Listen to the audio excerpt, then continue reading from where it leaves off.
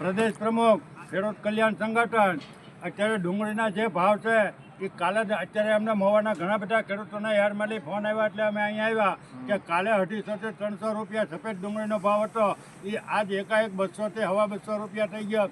એટલે ખેડૂતોને ક્યાંક ને ક્યાંક છેતરવાની આ માર્કેટિંગ યાર્ડના નેતાઓ, લૂંટબાજ વેપારીઓ અને ડીઆઈડીએસનવાળાની મિલીભગતથી આ ખેડૂતોને છેતરવાનું, એક મણે 50-100 રૂપિયા દબાવી રાખવાના, એવી જ રીતેથી લાલ ડુંગળીની હરાજી થાય છે.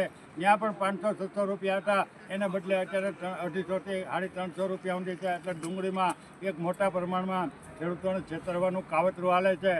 એવો અમારો ઘણા સમયથી ખુલ્લો સરકાર અને આ માર્કેટિંગ યાર્ડના નેતાઓ, ડીઆઈડીએસનવાળા અને લૂંટબાજ વેપારીઓને ખુલ્લો અમારો પડકાર છે કે તમે ખેડૂતોને લૂંટો છો.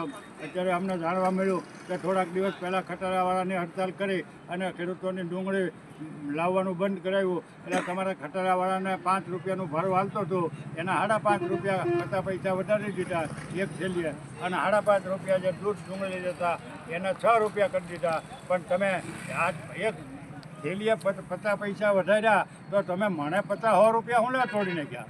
એક મને તમે 50 પૈસા ભાડું વધાર્યું એક થેલીનું, અને ખેડૂતોના એક મણમાં 50 થી 100-200 રૂપિયા તમે એક મણે તોડી નાખ્યા. એટલે આ તો મહુવાના જે યાર્ડમાં ખેડૂતો ડુંગળી લાવે છે એની રોજ એ ખેડૂતોને રોજની કરોડો રૂપિયાની ખોટ છે.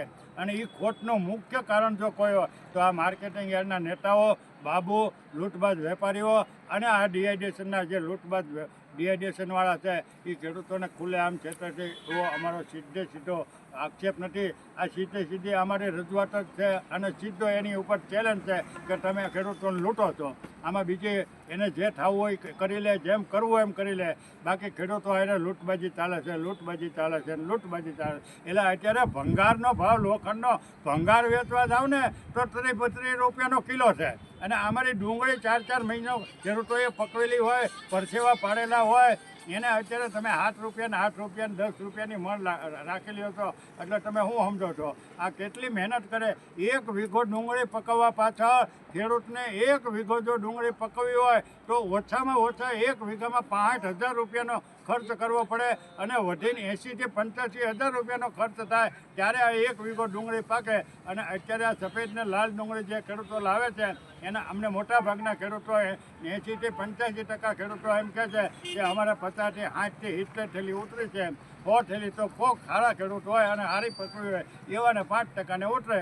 બાકી મોટા ભાગના ખેડૂતોને અત્યારે ડુંગળીમાં મોટા પાયે ખોટ જાય છે. આમાં પૈસા મળતા નથી. આ તો ના છૂટકે એને વેચવી પડે. જો ન વેચે તો મૂળગા બધું જાય. એટલે અત્યારની મહેનત ખેડૂતોને મળે, બાકી કાંઈ ખેડૂતોને મળતું નથી. સરકાર કે આ માર્કેટિંગ યાર્ડના નેતાઓ કે મોટા અધિકારીઓ જે ફાંકા ઠોકતા હોય તો એની તદ્દન વાત ખોટી છે. આવનારા દિવસોમાં જો ખેડૂત જાગૃત થશે તો ભાવનગર, મહુવા, તળાજા, ગોંડલ વગેરે માર્કેટિંગ યાર્ડ ઝડપે સલાક કરાવવાની અમારામાં તાકાત છે.